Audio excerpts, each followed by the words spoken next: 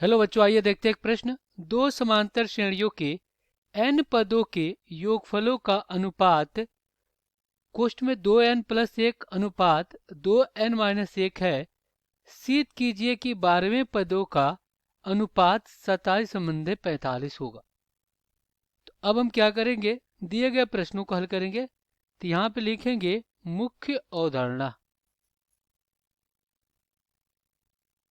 ये क्या होगा इस प्रश्न के लिए? तो देखिए, समांतर श्रेणी की बात कर रहा है, तो हमें पता है कि समांतर समांतर समांतर श्रेणी एपी में n पदों का योगफल, n पदों का योग, ये क्या होता है? ये होता है Sn बराबर n/2 कोष्ठ में 2a+n-1 और गुणे में d। और nवां पद क्या होता है? एपी का nवां पद ये होता है an बराबर a प्लस कोष्ठ में n-1 गुणे d। अब अगर a की बात करते हैं तो a क्या है? प्रथम पद है। a प्रथम पद है। d क्या है? सर्वांतर है। d आपका सर्वांतर है। और n क्या है? पदों की संख्या है।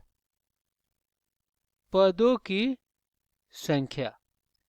अब हम क्या करेंगे, दिए गए प्रश्नों को हल कर लेंगे।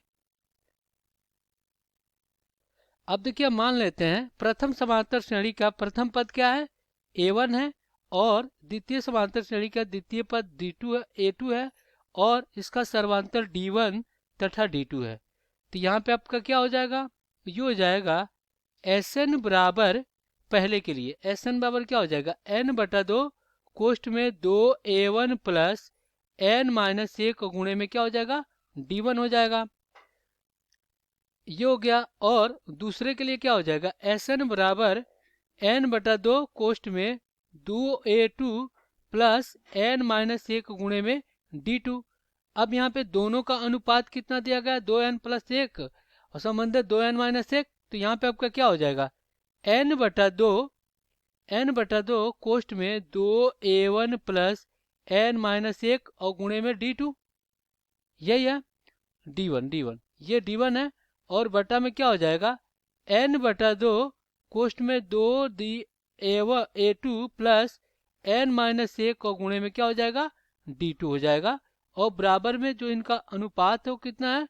2n+1 और बटा में 2n-1। ये हो गया। अब ये क्या होगा? आपसे कट जाएगा।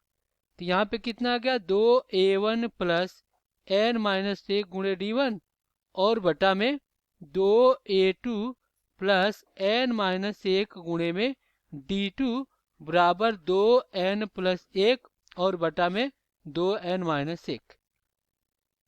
अब देखिए, ये तो हमारा हो गया योग के लिए।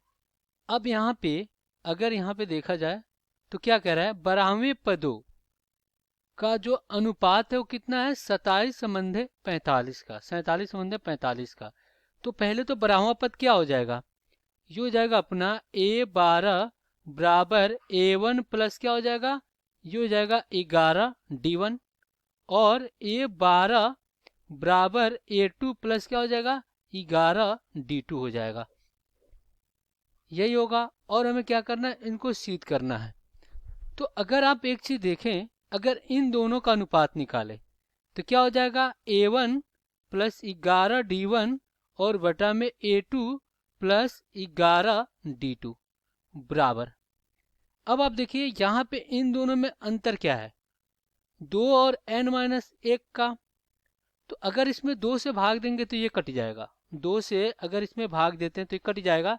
तो n-1 बटा में 2 आएगा। तो यहाँ पे n-1 बटा में 2 बराबर आपका क्या हो जाएगा? बराबर में हो जाएगा 11, क्योंकि देखिए 11 है इसके गुणांक में, तो ये हो जाएगा 11। तो यहाँ पे क्या हो जाएगा? n-1 बराबर 11 दूना 22। तो n बराबर क्या हो जाएगा? ये 22 प्लस 1। तो जो n का मान निकल कर आएगा वो कितना आ जाएगा? 23 आ जाएगा। n का मान कितना आ जाएगा? 23। तो हम कहेंगे कि यहाँ पे अगर n का मान 23 रखते हैं तो ये इसके बराबर हो जाएगा। इसके बराबर देखिए, एक जाएगा 22d1 और 2 बाहर लेंगे तो ये क्या हो जाएगा a1 प्लस a1 प्लस क्या हो जाएगा, ये हो जाएगा 11d1।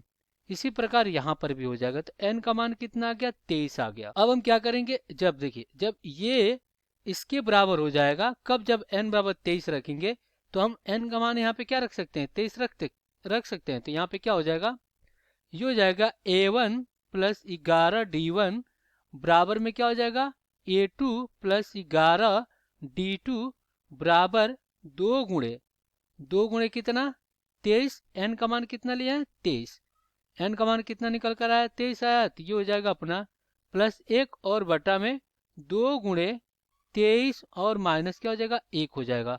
तो इस प्रकार यहाँ पे क्या हो जाएगा 23 दूना 46 1 47 और बटा में कितना हो जाएगा 23 दूना 46 माइनस 1 जाएगा, कितना बचा आपका 45। तो यहाँ पे आपका क्या आ गया a1 प्लस 11d1 अनुपात a2 प्लस 11d2, ये आपका 47 अनुपात 45 के रूप में आ गया। और यही हमें सिद्ध करना था, ये हो गया आपका सिद्ध। तो यहाँ पे लिखेंगे इति सिद्धम। आशा करते हैं बच्चों ये प्रश्न आपको समझ में आया होगा। धन्यवाद।